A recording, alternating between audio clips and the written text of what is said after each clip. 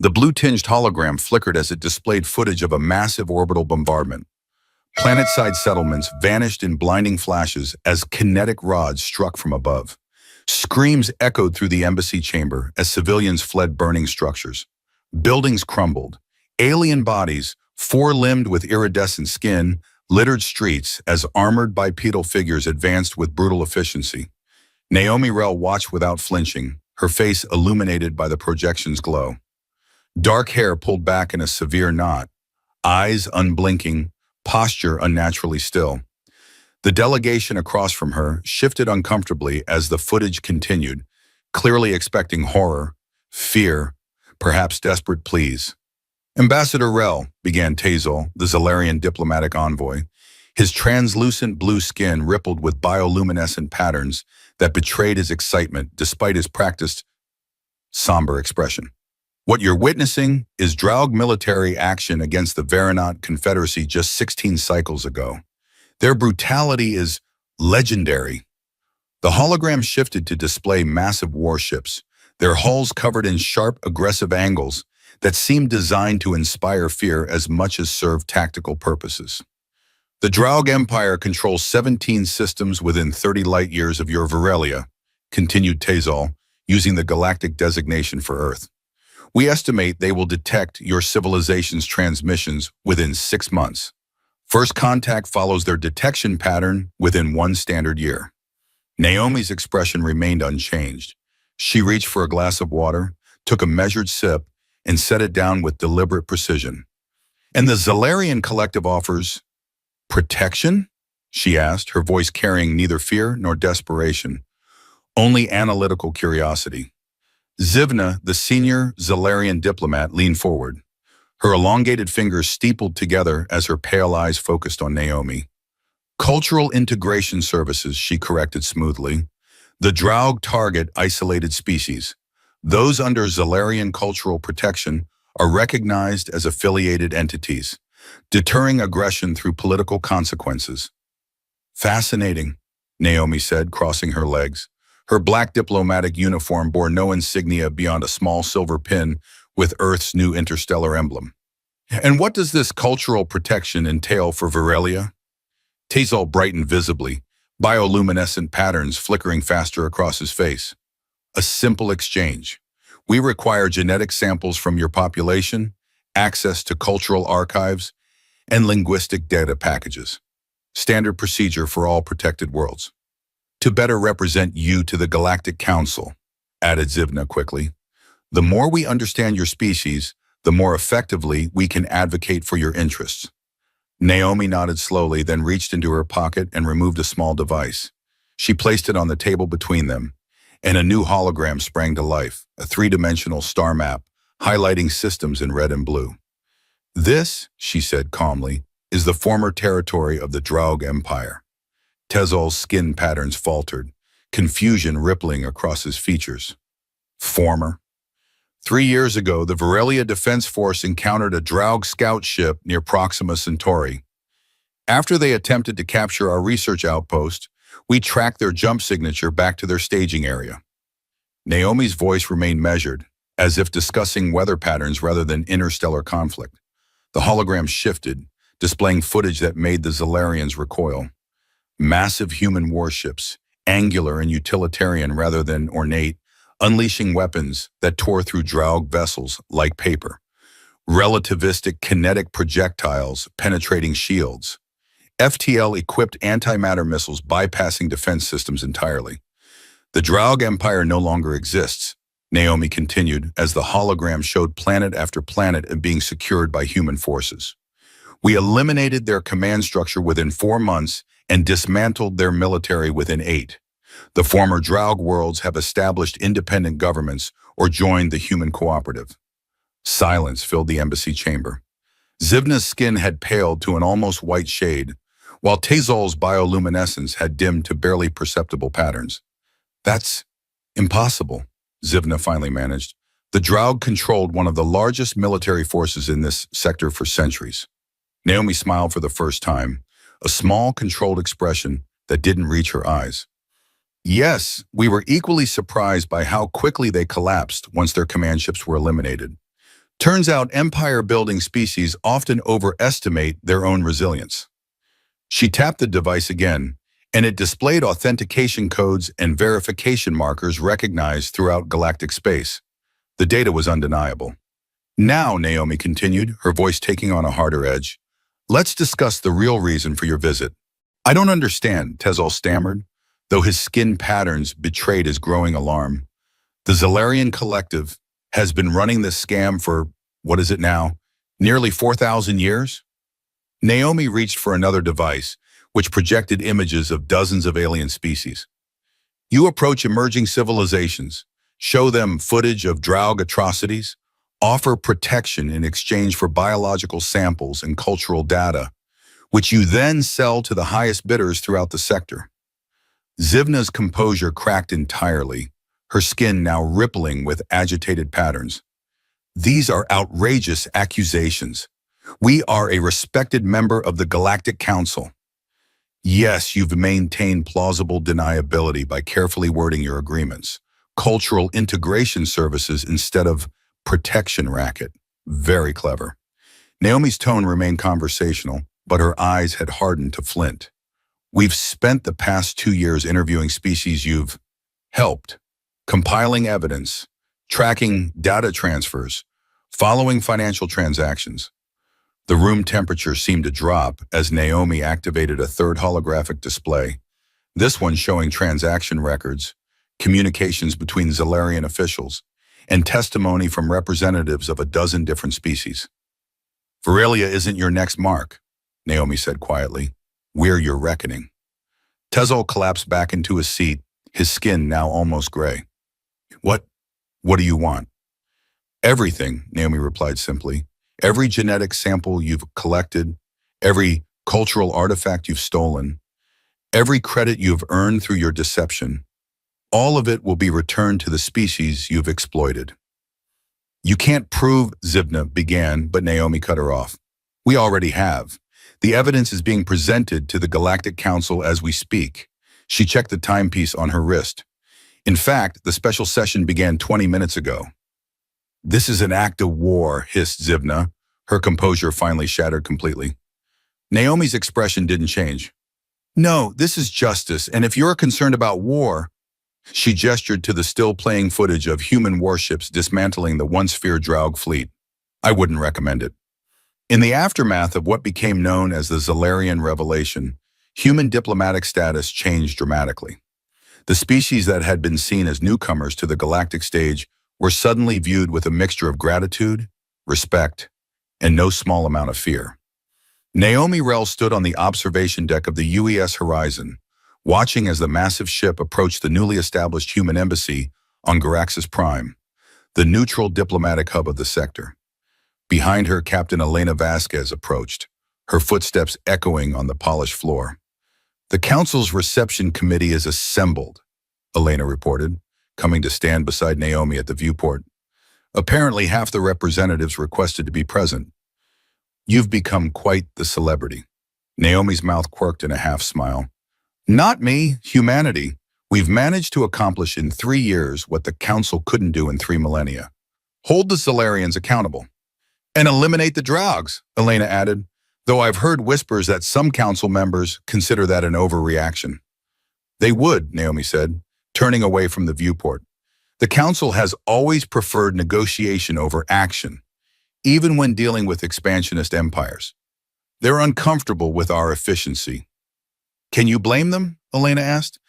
We appeared on the galactic stage, destroyed a major power, then exposed and dismantled one of the oldest political players in the sector. They're terrified of what we might do next. Good, Naomi said simply. Fear is a powerful motivator for cooperation. Elena studied her colleague with a thoughtful expression. Is that what we want? For them to cooperate out of fear? Naomi paused, considering the question.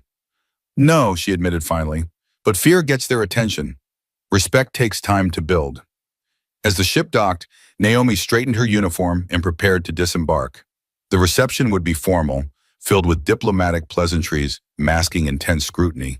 Every species would be watching, evaluating, judging whether humans were liberators or simply the newest predators in the galactic ecosystem.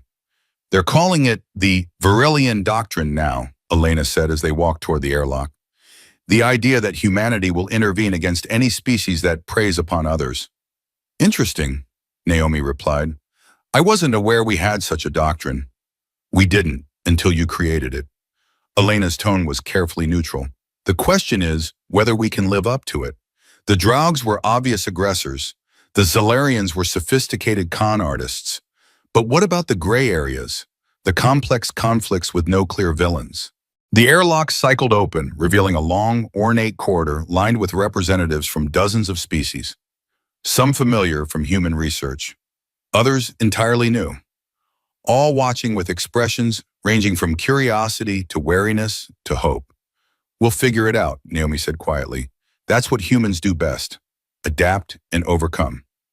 As they proceeded down the corridor in Tars, Naomi noticed the subtle divisions among the gathered representatives. Those from worlds formerly under Draug control or exploited by the Zalarians stood straighter, their postures conveying gratitude or relief. Others, particularly those from older, more established powers, maintained careful distance, their body language guarded. A small delegation of Mithrani, crystalline beings whose civilization predated most others in the sector, approached. Their faceted bodies refracted the corridor's light in hypnotic patterns. Ambassador Rel, the lead Mithrani's translator conveyed in a melodic tone, your actions have disrupted centuries of stability. Naomi inclined her head slightly. Some would call it stagnation rather than stability, Elder Kirtal. Perspective is relative, the Mithrani responded.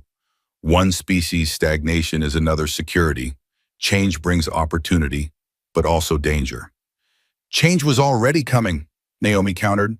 The Draug expansion wouldn't have stopped with frontier worlds. Better to meet danger on our terms than wait for it to reach our doorstep.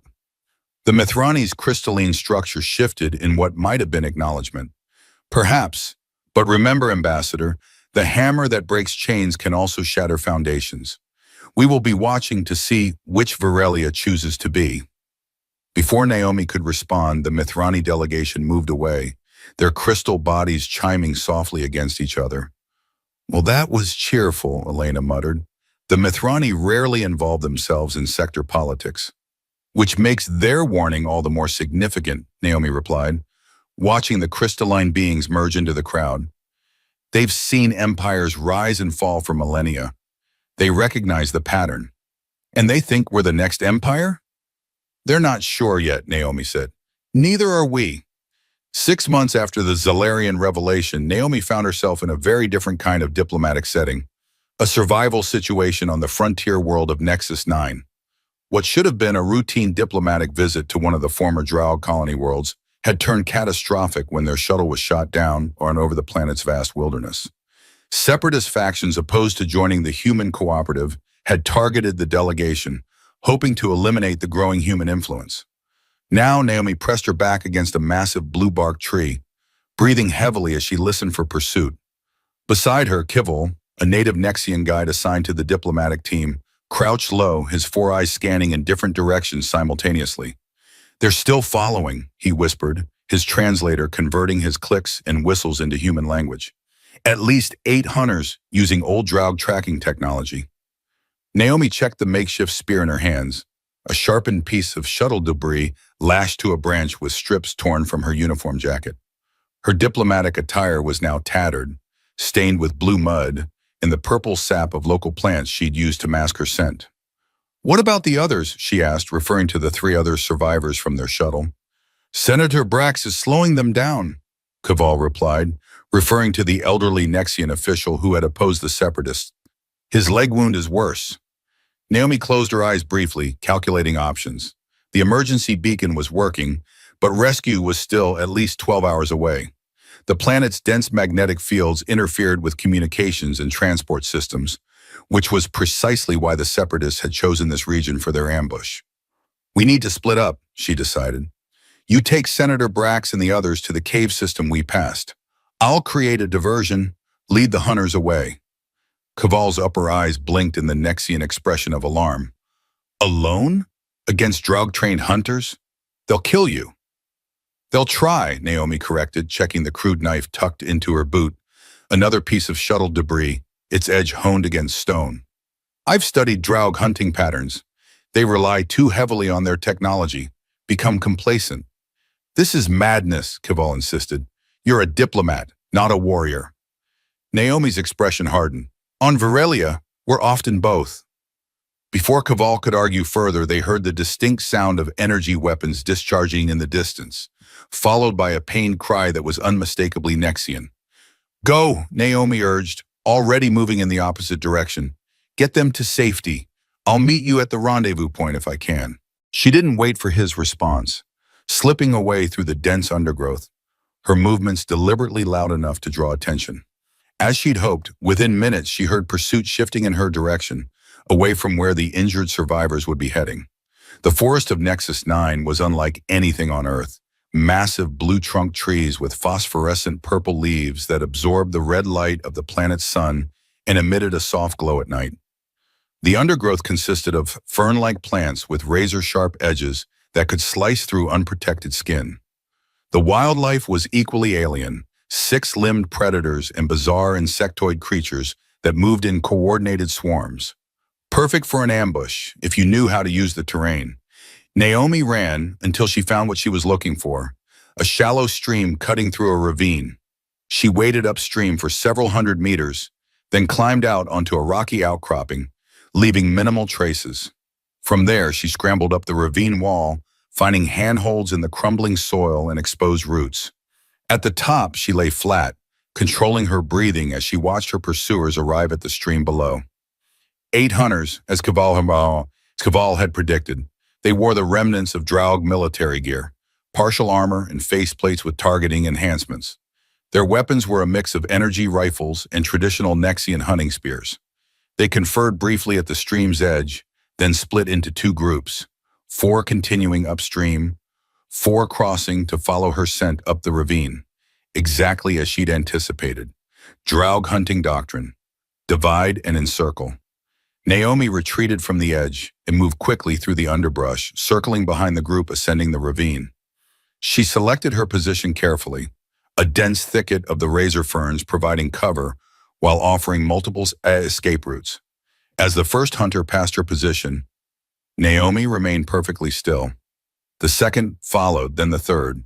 As the fourth and final hunter passed, she struck, launching herself from the thicket and driving her makeshift spear through a gap in his armor where the neck met the shoulder.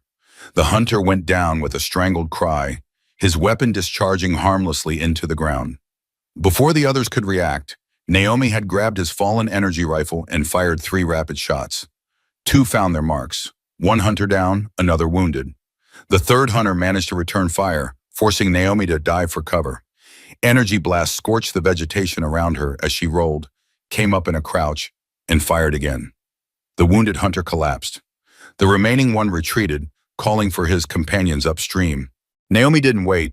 She collected a second energy rifle and the hunting knife from one of the fallen attackers, then disappeared into the forest before reinforcements could arrive. For the next 6 hours, Naomi played a deadly game of cat and mouse with the remaining hunters. She set traps using the shuttle's emergency supplies, tripwires connected to flares that temporarily blinded targeting systems. She created false trails, doubled back, used the streams to mask her scent. She never engaged more than 1 hunter at a time, always from ambush, always with escape routes planned. By nightfall, 7 of the 8 hunters had been eliminated or driven off. The forest glowed with purple bioluminescence, creating an eerily beautiful backdrop to the life-or-death struggle. The final hunter was the most dangerous, clearly the leader, more cautious than the others. He'd abandoned the energy rifle in favor of a traditional Nexian hunting spear, relying on skill rather than technology that Naomi had proven could be turned against them. She tracked him to a small clearing where he had stopped to treat a wound on his arm, her handiwork from an earlier encounter. His back was to a massive tree trunk, preventing approach from behind. The clearing offered no cover for an approach. A frontal assault would be suicide. Naomi considered her options, then made her decision. She stepped into the clearing, energy rifle held loosely at her side but not aimed. The hunter tensed, spear ready, but didn't immediately attack. His faceplate had been discarded, revealing the distinctive features of a Nexian separatist, the facial ridges painted with traditional warrior markings. "You've killed my entire hunting party," he said in thickly accented standard. Impressive for a diplomat. "This can end here," Naomi replied evenly. "Your cause is lost. The majority of Nexians have voted to join the cooperative." The hunter spat. "To become human puppets like all the others? The Draug at least respected our warrior culture." "The Draug used you as cannon fodder," Naomi countered. "We offer partnership." "Partnership?" The hunter laughed bitterly. "We've seen how humans partner with others. You eliminated the Draug in months, dismantled the Zalarian influence in days. You move through galactic politics like also a blade, cutting away anything that displeases you." Naomi took a careful step forward. "You're not wrong. Humanity can be efficient when threatened, but we can also rebuild. The worlds the Draug destroyed are being restored. The species exploited by the Zalarians are receiving justice. We're not conquerors, we're architects." Pretty words from someone holding a weapon. "I could have shot you from the trees," Naomi pointed out. "I chose to talk instead." The hunter studied her for a long moment, his four eyes blinking in sequence, a sign of deep consideration in Nexian body language. "What?" he finally asked. "Why offer words when violence has served you so well?" "Because I believe you are not fighting for the Draug or against humans. You're fighting for Nexus, for your home." Naomi lowered her weapon further. "I respect that, even if I disagree with your methods." The standoff stretched for several tense heartbeats. Then, with deliberate slowness, the hunter lowered his spear, not dropping it, but no longer in striking position. "If I surrender, you'll receive a fair trial. Your concerns will be heard." Naomi held his gaze. "I'll personally ensure it." Another long moment passed before the hunter nodded once, a sharp downward jerk of his head. "The humans I've encountered before were warriors, not diplomats. They spoke only with weapons." "We're both," Naomi said, echoing her earlier words to Kival. "It's what makes us dangerous and valuable as allies." As they made their way through the forest toward the rendezvous point, Naomi maintained vigilance. The hunter, who had identified himself as Varric, walked slightly ahead, guiding them through the more treacherous terrain. Though he had surrendered, trust was a fragile thing, especially between species with such different backgrounds. "You're fighting Stong," Varric said after they had traveled in silence for some time. "It's not standard military training." Naomi smiled faintly. "No, it's much older, something we call guerrilla warfare, fighting from disadvantage against superior numbers or technology." "You've studied this?" "I've lived it." Naomi's voice carried the weight of memory. "Before I became a diplomat, I served in Earth's Environmental Restoration Corps. We often faced armed resistance from those who profited from destruction." "Your world was at war with itself?" Varric asked, the concept clearly intriguing him. "Not full-scale war, not in those days, but violent conflict over resources, territory, ideology. Those are part of human history." Naomi ducked under a low-hanging branch dripping with phosphorescent sap. "We nearly destroyed ourselves more than once before we understood that our differences were less important than our shared future." Varric made a sound that his translator didn't convert, perhaps too nuanced for the technology to interpret. "That is why you hunt the hunters," he said finally. "You recognize yourselves in them." The observation was uncomfortably perceptive. Naomi didn't immediately respond, considering her words carefully.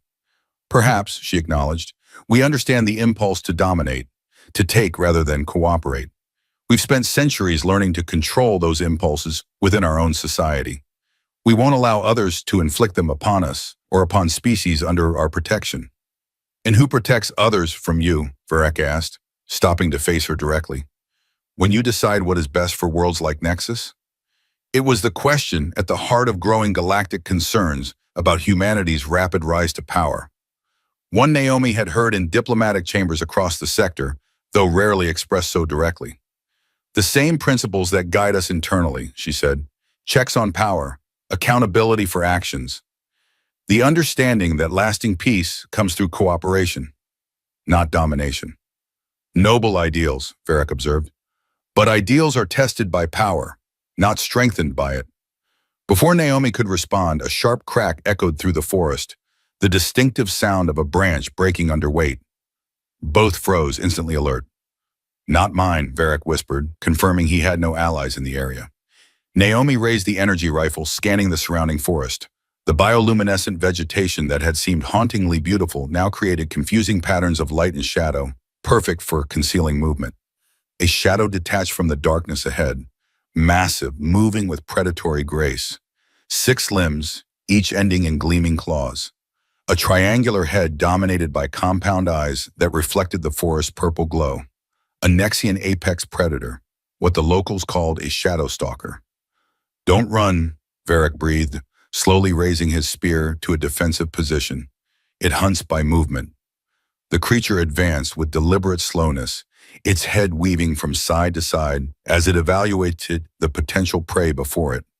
It was easily 3 times Naomi's size, with armor-like plating covering vital areas.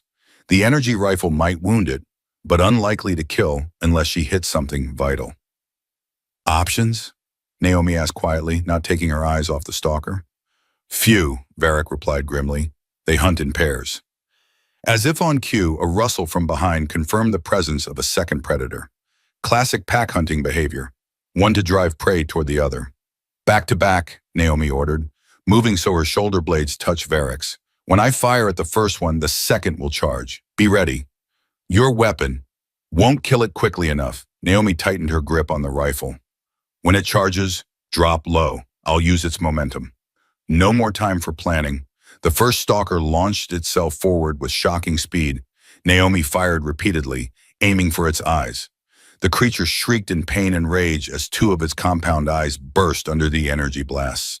Behind her, she felt Varric tense, then drop as the second stalker charged. Naomi threw herself sideways, letting the massive creature's momentum carry it past her. As it passed, she thrust upward with her knife, aiming for the soft tissue beneath its jaw. The blade sank deep. Hot, viscous fluid sprayed across her face and arms as the creature thrashed in pain. Its claws caught her shoulder, ripping through fabric and skin. Naomi gasped, but maintained her grip on the knife, twisting it deeper. Meanwhile, Varric had engaged the first stalker, using his spear to keep the wounded but still deadly predator at bay.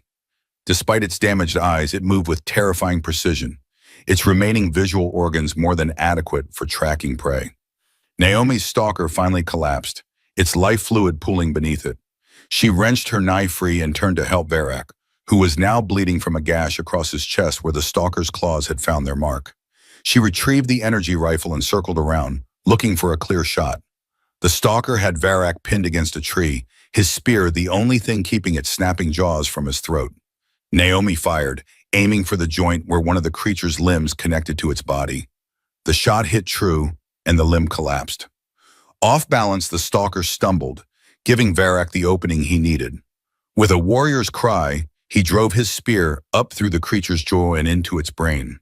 The forest fell silent except for their ragged breathing.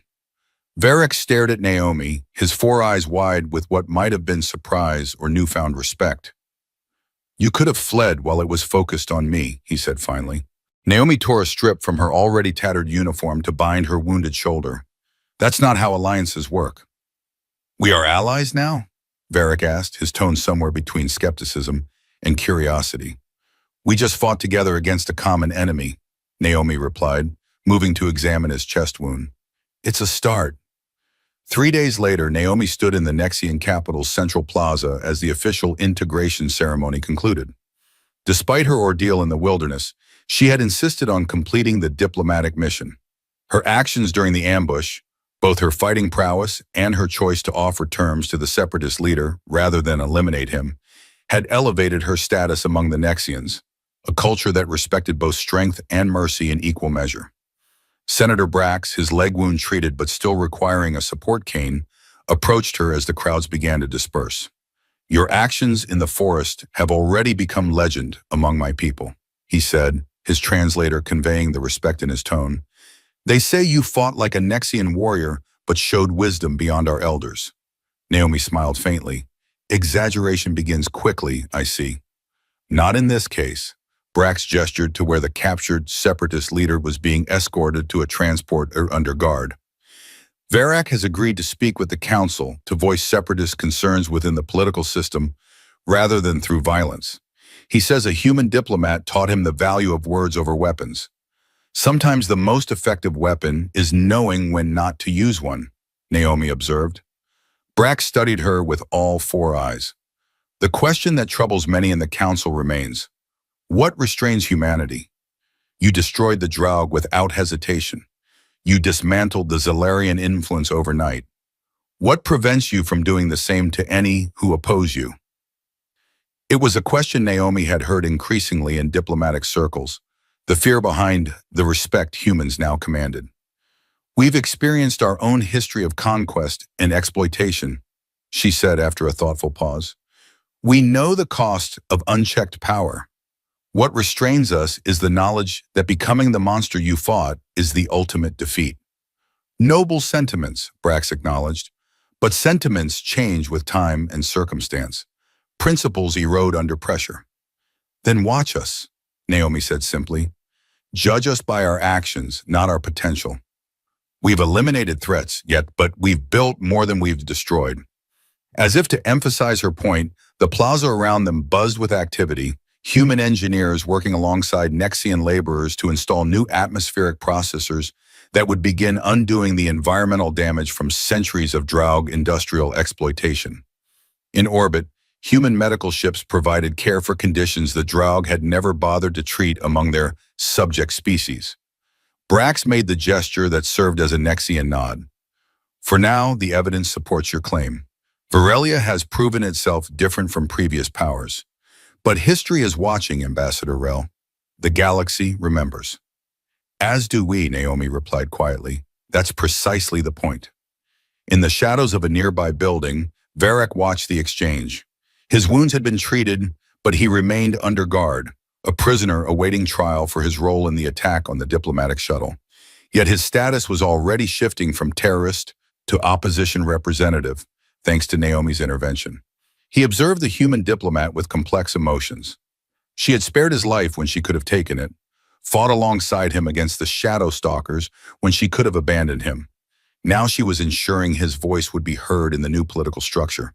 The humans were indeed something new in the galaxy, capable of ruthless efficiency, yet guided by principles beyond mere conquest. Dangerous, yes. But perhaps, Varric considered, dangerous in ways the galaxy needed. 1 year after the Nexian integration, Naomi Rel stood before the full Galactic Council in the Grand Chamber on Garaxus Prime. The semicircular room housed representatives from over 200 species, their environmental needs accommodated through a complex system of atmospheric bubbles and gravity adjustments. At the center of the chamber, a holographic display showed the latest data from the Zalarian Reparations Project. Genetic samples returned to their species of origin, cultural artifacts restored to their creators, financial compensation distributed to the victims of the millennia-long scam. The final phase of restitution is now 87% complete, Naomi concluded her presentation. The remaining 13% involves extinct species or lost colonies. In these cases, humanity proposes establishing a trust to preserve these materials until rightful claimants can be identified. Murmurs rippled through the assembly, mostly approval, though Naomi noted pockets of discomfort, particularly among species that had benefited from close relationships with the Zalarians. The council moderator, a Veronot elder whose species had suffered particularly brutal Draug attacks, activated his communication node. The council acknowledges Virelia's efforts and recognizes the justice in this undertaking. The moderator's translated voice echoed through the chamber. However, concerns have been raised about the precedent this establishes. Naomi maintained her diplomatic composure, though she had anticipated this line of discussion. What precedent would that be, moderator? The unilateral action by a single species to restructure galactic relationships, the moderator replied carefully. While the Zalarian deception was unconscionable, some council members questioned whether Virelia overstepped by acting without prior council authorization. There it was, the real issue. Not that humanity had exposed the Zalarians, but that they had done so without asking permission from the very council that had failed to act for thousands of years. With respect, moderator, Naomi began, her voice measured, The Council had 4,000 years to investigate the Zalarian activities. Multiple species brought complaints that were dismissed due to lack of evidence or political pressure. She gestured to the holographic display. The evidence was always there. What was lacking was the will to act. Uncomfortable shifting among many representatives. The moderator's skin flushed with the Virelia equivalent of embarrassment or anger. It was sometimes difficult to distinguish between the two. Humanity is still new to galactic society, the moderator said, a subtle reminder of their junior status. There are protocols, diplomatic considerations. That allowed the strong to prey upon the weak, Naomi interrupted, something rarely done in council proceedings. A collective intake of breath rippled through the chamber. Humanity respects the council's authority, she continued, before the moderator could respond. But we will not stand by while injustice occurs, regardless of how diplomatically it is packaged. The Virelian doctrine is not a challenge to council authority. It's a commitment to action where the council cannot or will not act. The Tholian representative, whose crystalline species had maintained neutrality in most galactic affairs, activated their communication node. Their thoughts translated into words that echoed with a musical quality. Virelia speaks of justice, yet implements it through superior force. How does this differ from the Draug? It was a question designed to provoke, to test. Naomi had expected it. The difference is in our objectives, she replied calmly. The Draug sought conquest for its own sake. The Zalarians exploited for profit. Humanity seeks balance. We use force when necessary, but prefer cooperation. We destroyed the Draug military but helped rebuild their worlds. We exposed the Zalarians but ensured their people didn't suffer for their leaders' crimes. She paused, looking around the chamber, making eye contact with as many representatives as possible. Judge us not by our capability for destruction, but by our capacity for reconstruction. The Virelian doctrine isn't about human dominance, it's about mutual protection. Any species, no matter how seemingly insignificant, deserves to develop without exploitation. The chamber fell silent as her words hung in the air. Then surprisingly, the Nexian representative activated their node. Nexus supports Virelia's position, they declared. We have witnessed both their strength and their restraint. When separatists attacked their diplomatic mission, they responded with precision, not vengeance. When victory was assured, they offered reconciliation, not subjugation. One by one, other representatives began to signal support, primarily from worlds that had suffered under Draug occupation or Zalarian manipulation. Not all, certainly, but enough to shift the mood of the chamber. The moderator, recognizing the changing tide, adjusted his approach. The council acknowledges Virelia's unique perspective on galactic affairs. While unorthodox, their actions have largely benefited the greater community. It wasn't full endorsement, but it was acceptance, for now. Naomi recognized the political reality.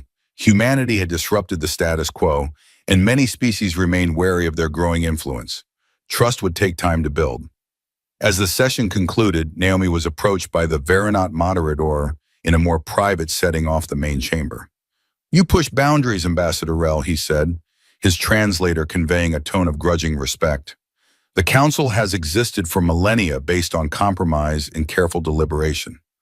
While injustice flourished in the shadows, Naomi replied, though without rancor. Deliberation has its place, moderator, but so does decisive action. The Virelia made a gesture of acknowledgement. Perhaps, but remember that humanity is still one species among many. Power shifts, alliances change. Today you may have the strength to act unilaterally, but tomorrow, we're well aware of the cyclical nature of history, Naomi assured him. Humanity has experienced enough rises and falls to understand that no advantage lasts forever. Then why risk diplomatic capital on these crusades? The moderator asked, genuine curiosity in his tone. The Zalarian exposure has made you as many enemies as friends. Naomi considered the question carefully. Because we believe the strongest foundation for lasting peace isn't fear or even respect. It's justice. Species who believe they will be treated fairly have no reason to hide, to cheat, or to prepare for war. The moderator studied her with ancient eyes that had seen centuries of galactic politics. An idealistic position. Perhaps, Naomi conceded, but idealism tempered with pragmatism is a powerful force. We'll defend our ideals with whatever means necessary, but we prefer to build rather than destroy. A delicate balance, the moderator observed. The most important things usually are. 5 years after humanity's entrance onto the galactic stage, Naomi Rell stood on the observation deck of the Virelian embassy on Garaxus Prime. The sprawling diplomatic complex had grown substantially, reflecting Earth's increasing influence in galactic affairs. Elena Vasquez, now Admiral of the Cooperative Fleet, joined her at the viewport. They stood in comfortable silence, watching the endless stream of ships arriving and departing from the massive space station that served as the galaxy's diplomatic hub. The Council approved the Mutual Defense Pact, Elena finally said. 17 species have already signed on. Naomi nodded, unsurprised but pleased. The Tholians? Still maintaining neutrality, but they have agreed to information sharing. For them, that's practically an alliance. They watched as a Nexian diplomatic vessel docked at a nearby berth. In the 5 years since their integration into the cooperative, the Nexians had become one of humanity's strongest allies, their warrior culture finding common ground with human military tradition, while their philosophical depth matched human diplomatic complexity. We've come a long way since the Zalarian revelation, Elena observed, from newcomers to major power in half a decade. With all the responsibility that entails, Naomi added. She turned away from the viewport to face her old friend. The Draug remnants on the outer rim are gathering strength again. Elena's expression hardened. Intelligence confirms it. They've rebuilt 3 capital ships and have begun recruiting mercenaries from unaligned worlds. The Council wants to negotiate, Naomi said, her tone making it clear what she thought of that approach. And Virelia? Naomi was quiet for a moment, weighing the implications of various courses of action. We won't repeat the mistakes of the Council, waiting until after an attack to respond. But neither will we strike without provocation. A middle path then, Elena concluded. Monitor, prepare, but don't preemptively strike. For now, Naomi agreed, the Virelian doctrine isn't about eliminating potential threats. It's about responding decisively to actual aggression. Elena studied her longtime colleague with a thoughtful expression. You've become the embodiment of that doctrine, you know. Species throughout the sector speak of Rel's balance, the idea that human power is tempered by human principles. Flattering, Naomi said dryly, but dangerous. Doctrines should outlast individuals. They will, Elena assured her. The next generation of diplomats is being trained in your approach. The balance of strength and restraint, action and deliberation. A communication chime interrupted their conversation. Elena checked the message on her wrist device, her expression growing serious. Draug activity near the Viridian cluster. They've targeted a civilian research outpost. Naomi's expression hardened. Survivors? Unknown, the distress call was cut off mid-transmission. The moment of decision had arrived sooner than anticipated. Naomi moved to the communication console at the center of the room. Alert the Council that Virelia is responding to an attack on civilians in the Viridian cluster, she instructed the embassy's AI system. We're invoking Article 7 of the Mutual Defense Pact. And the Draug? Elena asked, already knowing the answer. They've made their choice, Naomi said, her voice carrying the weight of certainty. Now they'll face the consequences. Prepare the fleet. Within hours, the Cooperative Response Force had assembled. 17 ships from 9 different species formed into a unified battle group under human command. A testament to how far galactic cooperation had progressed in just 5 years. Naomi stood on the bridge of the UES Horizon, now the flagship of the cooperative fleet. The vessel's sleek lines and formidable armaments reflected humanity's pragmatic approach to interstellar politics, always prepared for peace, but ready for conflict. Approach vector calculated, the navigation officer reported. Jump to Viridian space in 3 minutes. Elena, taking personal command of the mission, turned to Naomi. This will be the first test of the Mutual Defense Pact. The galaxy will be watching how we respond. Then let's show them exactly what the Virelian doctrine means in practice, Naomi replied. Precision, restraint, but absolute determination. The view screens displayed tactical readouts of the Draug forces, 3 capital ships and a dozen support vessels, more than intelligence had initially reported. They had established orbit around Viridian 3, where the research outpost was located. Preliminary scans showed the outpost was damaged but not destroyed. Survivors were detected, though their condition remained unknown. "They're not expecting a response this quickly," Elena observed. "Standard council procedure would involve days of deliberation before deploying peacekeepers." "We're not peacekeepers," Naomi said quietly. "We're defenders." The countdown to jump reached 0. Space distorted around them as the fleet transitioned to FTL, the stars stretching into streaks of light before resolving back into pinpoints as they emerged in Viridian space. The Draug vessels registered surprise in their movements. Hasty adjustments to defensive formations, energy signatures spiking as weapon systems activated. They had clearly expected more time to complete whatever objective had brought them to this remote system. "Open a channel," Naomi ordered. All frequencies translated into Draug standard. When the communication officer nodded confirmation, Naomi spoke with calm authority. "Draug vessels, this is Ambassador Naomi Rell of the Human Cooperative. You have attacked a civilian research installation in violation of Galactic Council principles and the Mutual Defense Pact. Stand down immediately and withdraw from the system." Silence stretched for several moments before the Draug commander responded, his harsh, guttural language translated by the ship's systems. "The Draug Empire acknowledges no pacts it did not sign," the alien voice declared. "Virelia destroyed our homeworlds. We claim rightful vengeance." "Your military attacked our outposts first," Naomi countered. "We responded to aggression then, as we do now. This is your final warning. Stand down or be disabled." "You dare threaten—" The Draug commander's response was cut short as Elena signaled to terminate the communication. "They're powering weapons," the tactical officer reported, "targeting solutions across multiple vectors." Elena exchanged a glance with Naomi, who nodded once, authorization given. "Execute Containment Protocol Delta," Elena ordered. "Disable their propulsion and weapon systems. Minimal casualties." The cooperative fleet moved with practiced precision, breaking into 3 strike groups that approached the Draug formation from different angles. Unlike the total war approach humanity had employed against the Draug Empire years earlier, this operation was surgical, designed to neutralize the threat while demonstrating the restraint. Relativistic kinetic projectiles targeted engine arrays and weapon emplacements with pinpoint accuracy. FTL missiles detonated precisely calculated distances from their targets, creating electromagnetic pulses that disrupted Draug targeting systems without destroying the vessels themselves. The battle, if it could be called that, lasted less than 15 minutes. When it ended, all 3 Draug capital ships drifted powerless, their engines disabled, weapons systems offline. The support vessels, seeing the futility of resistance, had surrendered after the first wave of strikes. "Casualties?" Naomi asked as the tactical display confirmed their victory.